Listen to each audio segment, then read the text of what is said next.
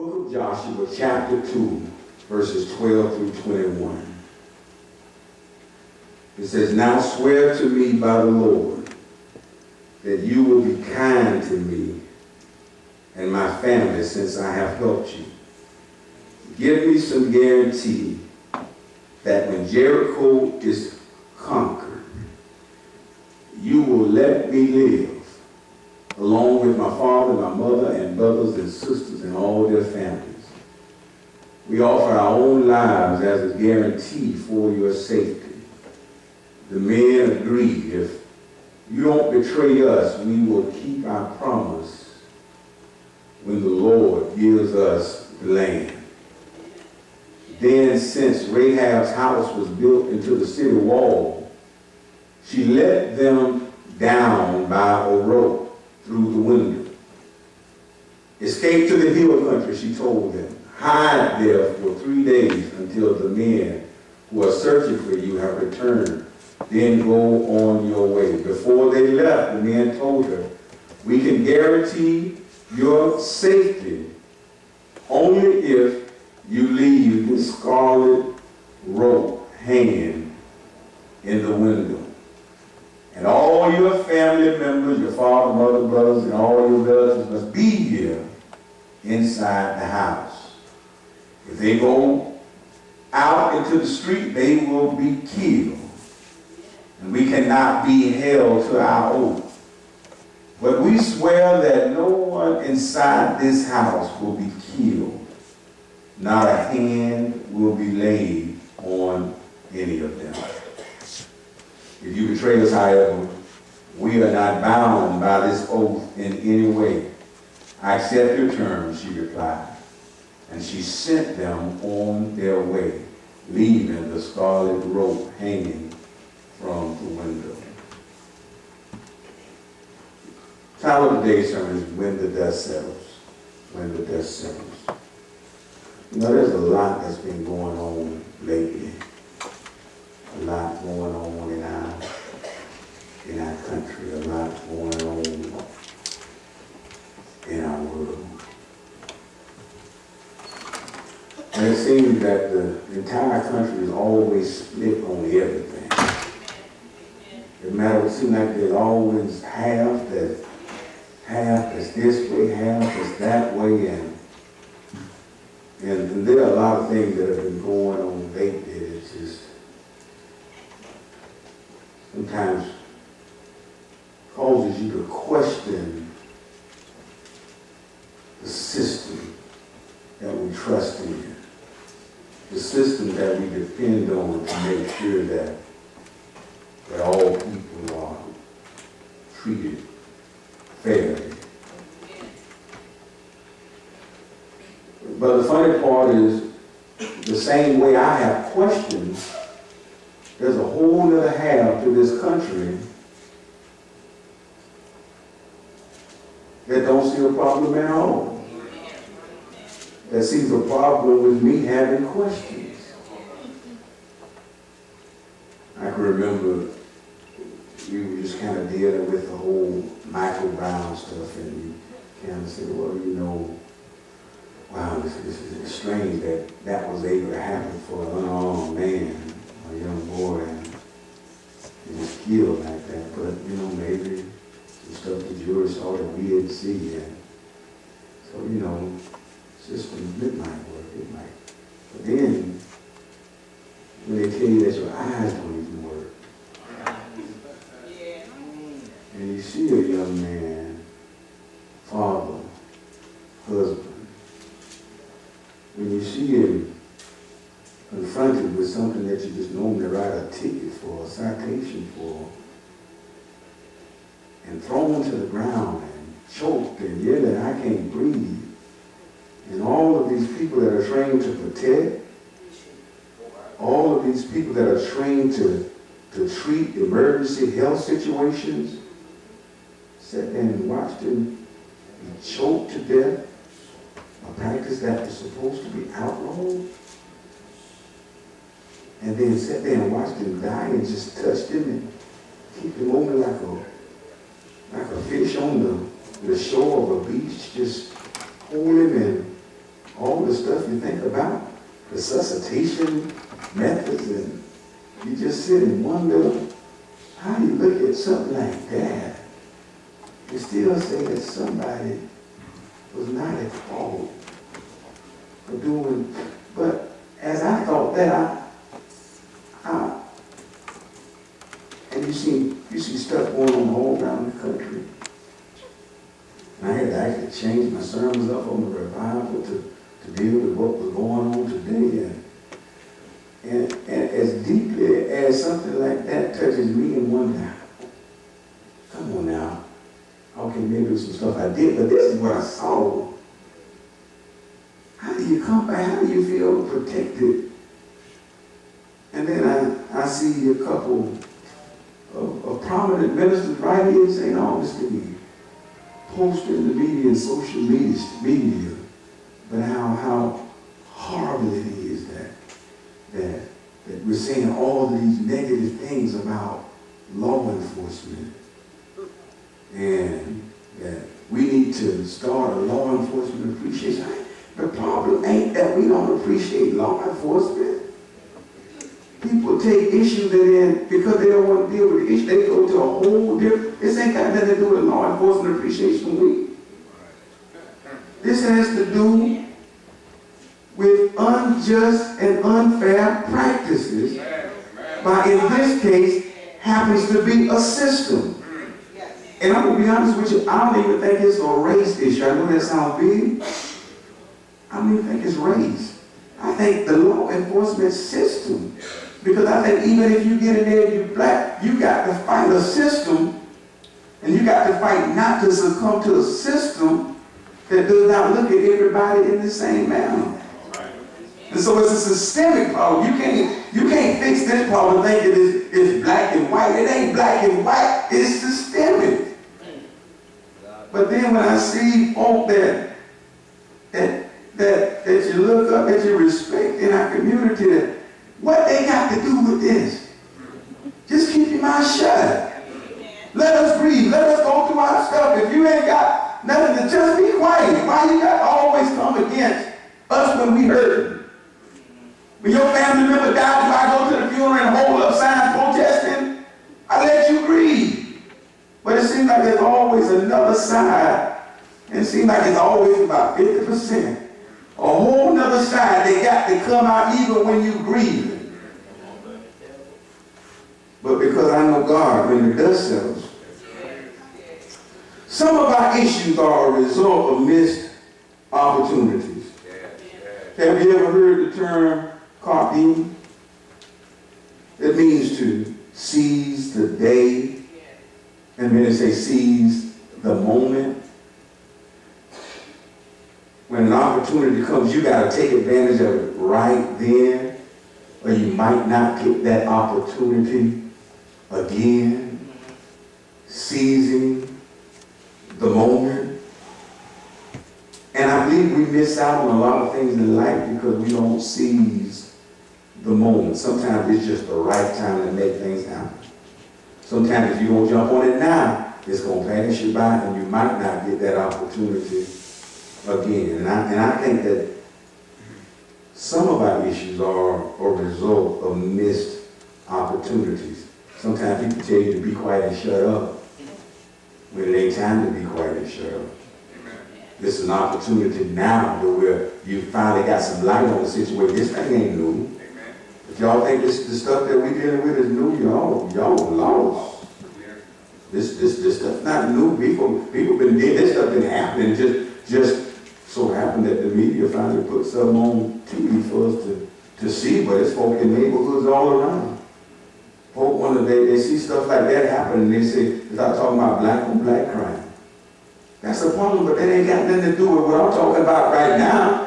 Why your focus is up? Why you keep going over there? I keep talking about how our young men, how our black men being treated by law enforcement, and you keep bringing up, you talking about cancer, black on black crime. 84% of white people. Why 84% of white people that are killed by white people? Ain't nobody talking about white on white crime. Why you keep trying to, and people that do that, they try to distract from opportunity. Every now and then we have opportunities that if we don't stay focused laser focused and get the most out of opportunity, we'll listen to distractions and miss opportunities. All right. Right. Preach, bro. Sir. Unfortunately, we miss momentous opportunities in life because we walk in fear and timidity. Yes, sir. We're timid, we're afraid who we're going to hurt, we're afraid who we're going to upset, we're afraid our old friends that have been friends all my life, that if I walk over here, I'm gonna step on their toe, and I don't care nothing about relationships that get in the way of the progress of my people, my church. I don't care if you get it, you either get with it or we just about to fall out. But I can't be timid because you're going to be upset because I want to progress as a church and as a people. I can't do that. I can't get timid because I want to progress as a person and my desire to progress. It offends your agenda or your thoughts, but we just going to have to fall out. Yes, sir. Yes, sir.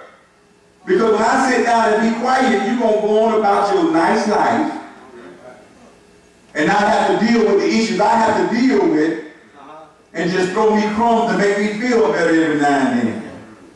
Fear and timidity causes us to miss momentous opportunities. Opportunities that can literally change. You know, back during the civil rights era, they took advantage of opportunities.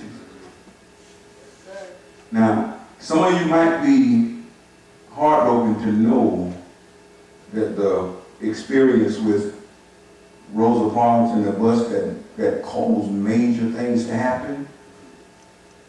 Some of you, you might be heartbroken to know that was an opportunity that if the people had not capitalized on, so much stuff that we enjoy today, we would not enjoy. They pushed, they made things happen. They said, I'm tired of it. They went and they did things. I don't care what you're going to think about me. I'm going to go sit down, and I'm going to sit down where I want to sit down. And it didn't go with the status quo. It didn't go with the program, but I'm going to do it. And whatever happens as a result, we'll just have to deal with it. And when what happened, then the folk had to seize that opportunity.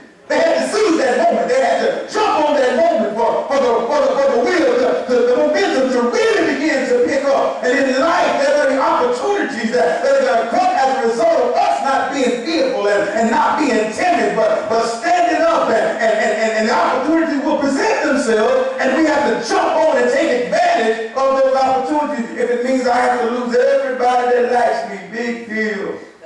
I'll find some new folk that like me when I get about this government. See, some folks like you in the government. Some folks like you down. Them folks that like you down, you probably don't need to be willing to cut them off and go find some good folks, some common-minded folks that can help you get there. I always told my children, I'm not going to try to pick your friends, but I'm going to pick your friends. I'm going to give you the liberty to make good choices. But if it looks like you made a bad choice, I'm going to cut that choice off for you. Because sometimes you can't see what I can see. And I know that your peers, the people that you associate with, they will also dictate where you go. And if you hang out with bottom feeders, guess what? You're going to feed off the bottom. If you hang out with folks that ain't trying to go nowhere, you're not going anywhere. If you hang out with folks that'll keep you down and try to just keep a smile on your face while you down at the bottom, everybody ain't like, it's some folks that want to help you up. It's some folks that want to help you go where they're going. But if you hang out with folks that get excited about keeping you down and feeling good because they help you because you down.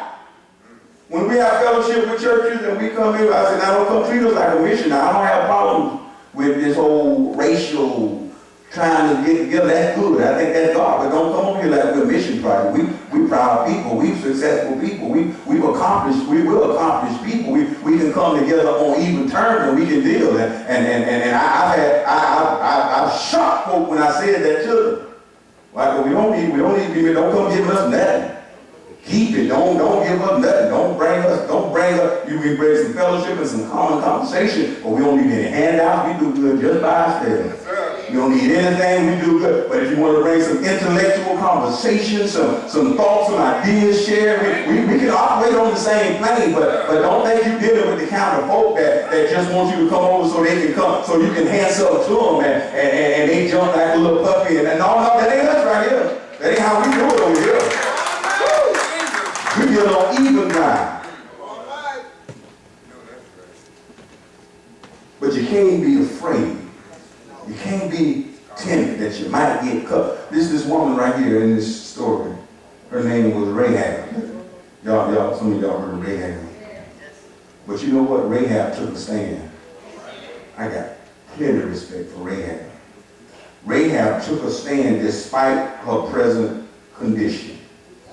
Sometimes we make excuses. Well, I'm only this, or I'm just this, or I messed up, or I did that. Rahab didn't care about where she had been. She realized that, oh, Lord, God has given me a momentous opportunity right here. Despite all of my past, the things that I've done wrong, God has given me an opportunity to get some forward momentum going in my life. And so I don't want to assume that everybody knows who Rahab is. So go to verse 1 for me real quick, just so I can just quickly show folk who Rahab was. In verse 1, it says that, look down at the bottom where it says so.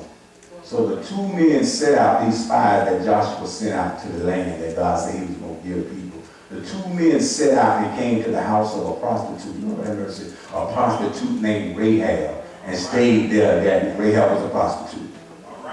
But she didn't say, well, I'm a prostitute and I can't do it because I'm bad. I made some mistakes. I can't stand up for God. I can't help God out. I can't take advantage of this opportunity. So while you see so many people that they've had mistakes, they've been on probation with you, they've had some mistakes, but they get major opportunities. I think about Brother Tatieri Fields.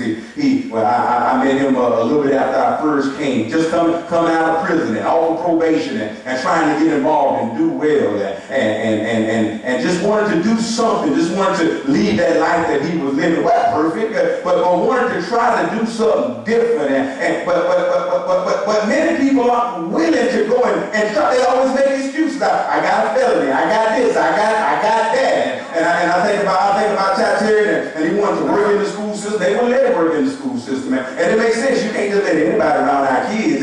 But I saw that this was a young man that wanted to change his life, and so I went and talked to the superintendent, and I said, I tell you what, can you just let him in under my wing and under my approval, and I'll always keep him close to me, and then in a couple of years be evaluated, see how he's doing, and then allow him to be able to stand if he's doing okay, if he's working. And he came in and he was committed, and he worked with me, and he worked with the kids. He did like a full-time job because he was trying to get integrated again into society and was committed to what we were doing. And then a little while later, by the time that 2 years was up, the principal at the school was offering him a position in the school to run one of the classes, not as a teacher, but a step class, I think it was.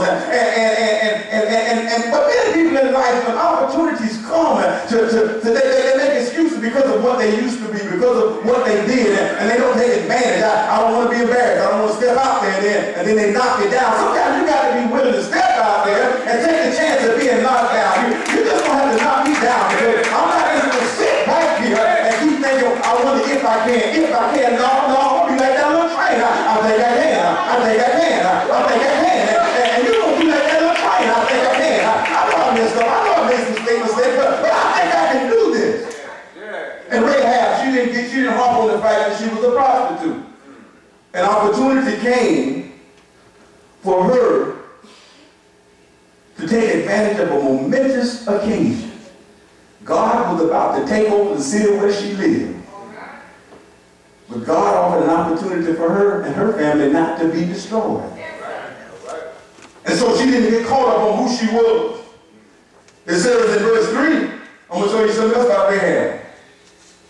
It says in verse 3, so the king of Jericho sent orders to Rahab, bring out the men who have come into your house.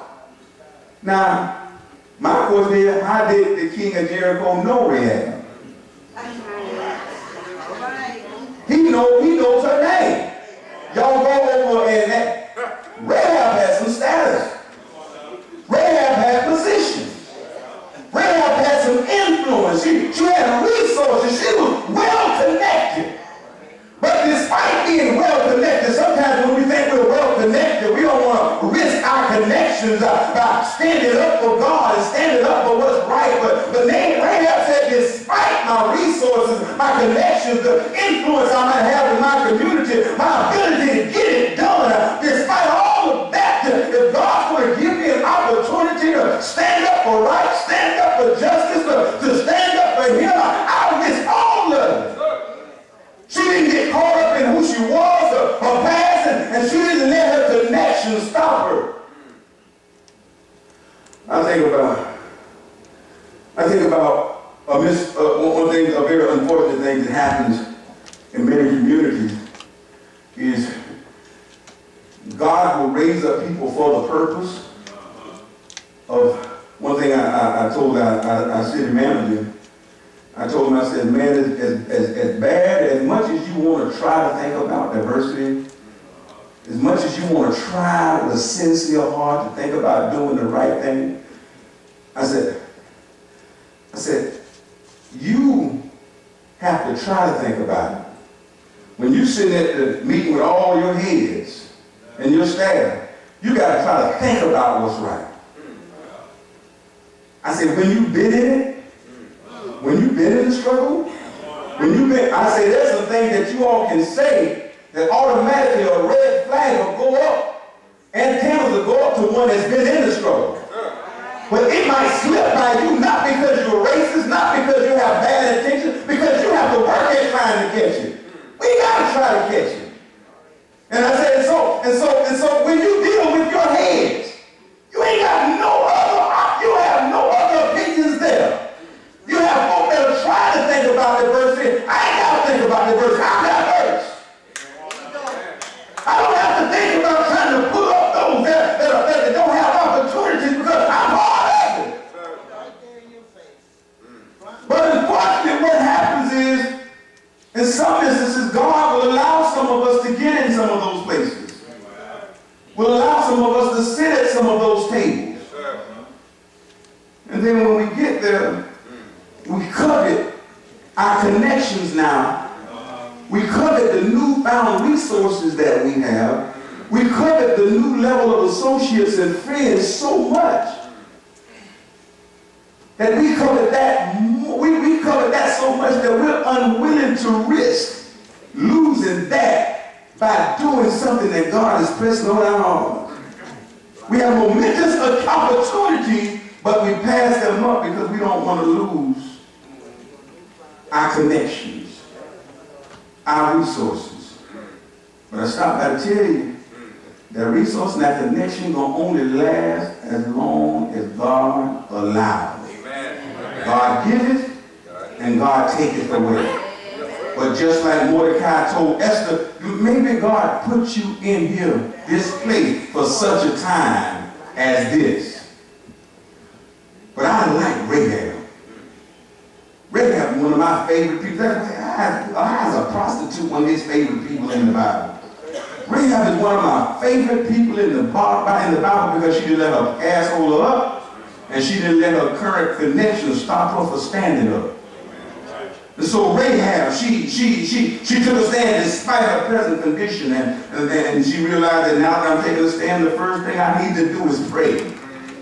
That's what you got to do now. When you take a stand, I'm telling you, you're going to need to pray because you taking a stand in warfare. You taking a stand in something that's about to go down. And so Rahab said, the first thing I need to do is prayer. And so I need to talk to these men that know God, this God that I have enough faith. Despite what I'm doing, I got enough sense to know that the God of Israel has all power. Despite how I'm acting, I got enough sense. And there's some folk that are out there right now. They might not be in the house right now. They might not go to church every Sunday. They might not claim being saved, but they got enough sense to know that when they look up and they see all of that creation, that there is a God somewhere.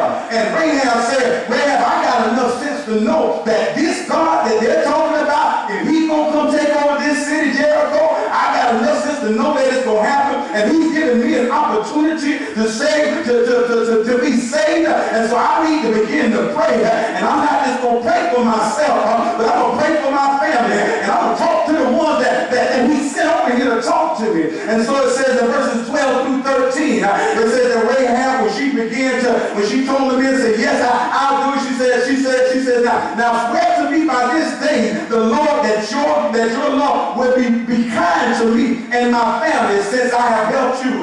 He said, now I want you to go back and ask your God. Make sure that your God is going to protect me and be faithful to me and my family the same way that I helped you. And give me some guarantee that when Jericho is conquered, she said, I don't have a doubt that your God is going to do what he says he's going to do. But I just want some guarantee that I'm not going to have to pay the price that I should pay. I want some guarantee that if I'm faithful to God, that God is going to show me mercy. And I'm thankful to God because for all the mess that we've gone through, every last one of us has had to lean on mercy. All of us should have been there sleeping in our grave. But thank God that God said that he would be merciful. He said if we ask for forgiveness, he said that he'd be faithful and just to forgive us of all of our sins. And that's all Rahab asking.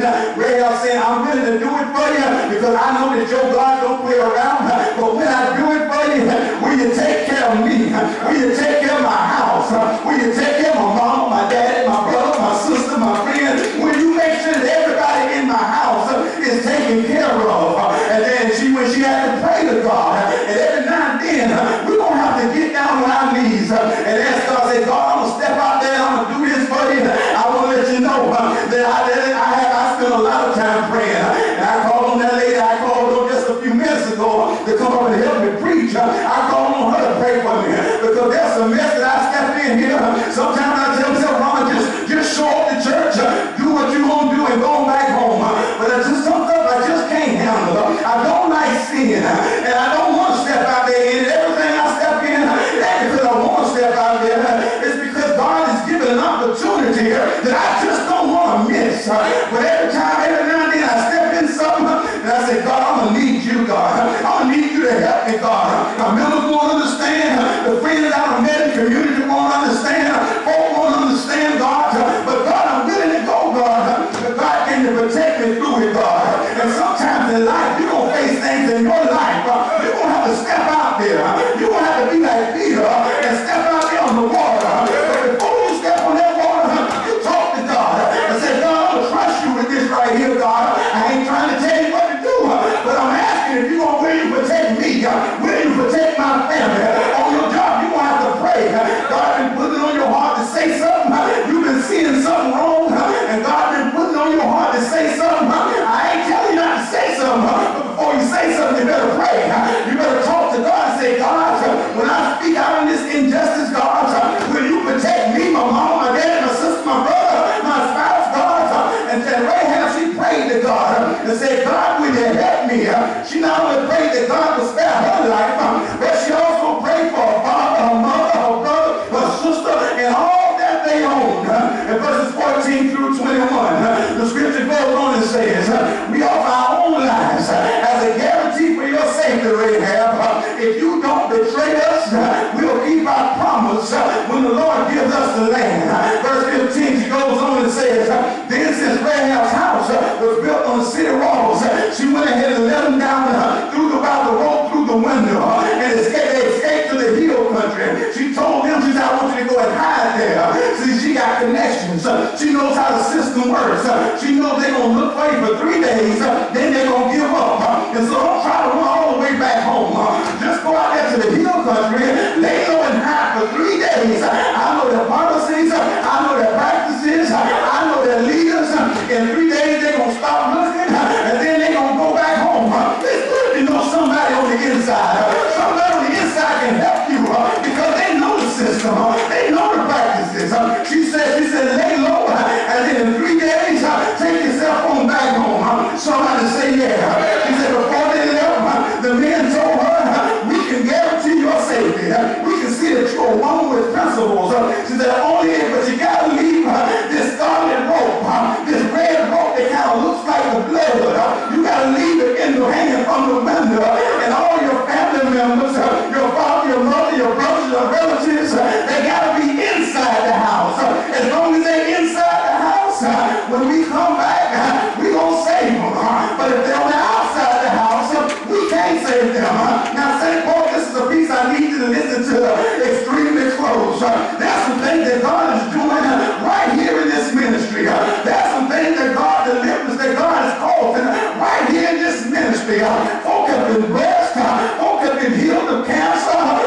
have been brought up, folk have been covered. God has looked out for folk right here in this ministry. I don't care what they say. Don't believe everything you hear. This is a blessed ministry. The ministry came here in 1873, and this ministry planted itself in a place called Little Africa. And this place prospered. It went through some rough times and had some difficult days, but then it moved over here in 1904, and the ministry is still here. It's gone through the Depression. It's gone through racism. It's gone through civil rights, and the ministry is still here. Supposed to put in work, and God has been glorified. Somebody say, yeah. Let me tell you what kind of ministry that you're a part of. Whether you want to believe it or not, the city looks to you for leadership. I came here, and once I got to work, there were people that were not connected to St. Paul. I'm talking about African Americans that go to other churches. They said, Reverend Rawls, we thank God for you because we haven't had one like you since Reverend Richardson left. We look for St. Paul for leadership. We look for St. Paul to give us direction. And I'm glad St. Paul is stepping back in that position. They look at us that way because St. Paul has had folk in this ministry that stood up for the oppressed. St. Paul has had folk in this ministry almost connected. They still share their resources. They still share what they learned. Try to help other folk up. That's when folk start talking about you. When you start doing good, you don't want anybody to talk about you. Don't do nothing. But when folks talk about you, it means you're doing something. You're making a difference. Somebody say yeah. Somebody say yeah. She said the deal was that whoever is in this house, I'm going to save everybody that's in this house. I stopped by to tell you, St. Paul, that this is a blessed house. When I arrived here, I said to myself, this is a blessed place. This is a place of royalty. This is a place that sits on a hill that folks look to. I could feel it my first day when I came up and passed Mary Lee rolling her roller down the sidewalk, and she walked into Sunday school. This is a blessed place. We've had great buildings that I've had opportunity to learn from in these past 7 years. This is a blessed place. When I look back to the history books and see the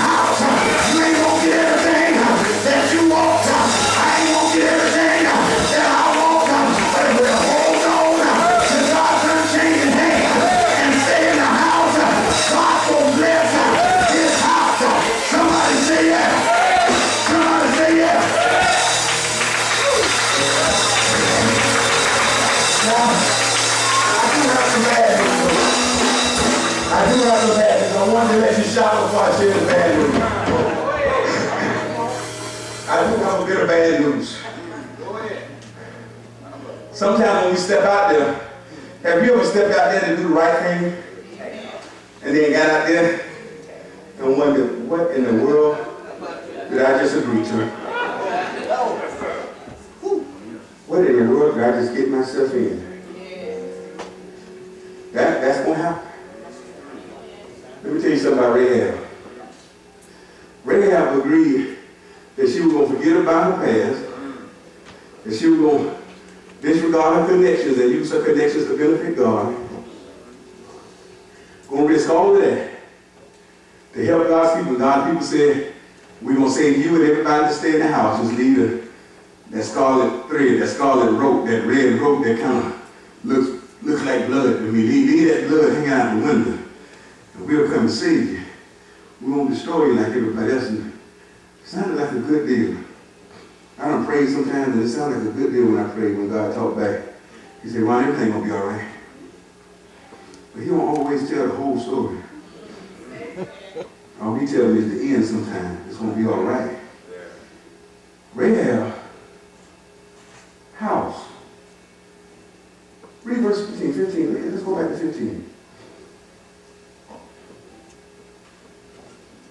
Rahab's, it says, then since Rahab's house was built into the city wall. So the walls, they were like fortresses. So you had walls that were 10 to 15 feet wide. And then they would build certain people, they would allow them to put their homes on top of the wall. They would build into the wall. And they could also serve to see if the enemy was coming. People that they trusted in. People that were connected. But her house was on top of the wall. Now in Joshua 6, do you remember the story about the wall? Her house is on the wall. And in Joshua 6, it says when they came into Jericho, it says, you remember they walked around the wall? 7 times. One day, did they walk around the wall? The next day, her house on top of the wall. They walked around the wall the 3rd day, the 4th day, the 5th day, and the 6th day. And then it said on the 7th day, they walked around 7 times. They walked around the wall that her house was on top of. A wall that ran around the wall. They walked around the wall that her house was on top of. And because of the agreement, her family, and all her stuff was in the house that was on the wall. And on the 7th day, they began to blow trumpets and shout, and what happened to the wall? Where's her house?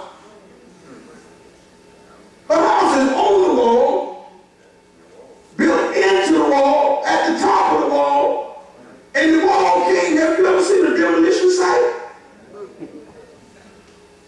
When the walls collapse, the building collapses, and you just have this big plume of dust. Did you see the towers in on 9/11? Did you see the destruction and the death that happened at the towers on 9/11? You know the folk at the top didn't have a check. The folk at the bottom didn't have, but you coming from the top, and now the walls collapse, and now you got this big plume of dust. It sounded like a good idea until you got a chance to see the details. And sometimes God will put momentous opportunities in front of us, and he'll tell us that in the end you're going to be all right, but he doesn't tell us about the details. But in the midst of those details, you still got to know that God is God. If God says it, that settles it. If God put me here, I'm here. If God said I can do it, I can do it. I don't know how it's going to happen. I don't know how, but if God said to do it, God told me to pay tithes. And God, I don't know how to do it right now, God, but I'm going to just trust you that you did it all through the years. God said, if I tell you to do it, and Rahab had to trust God.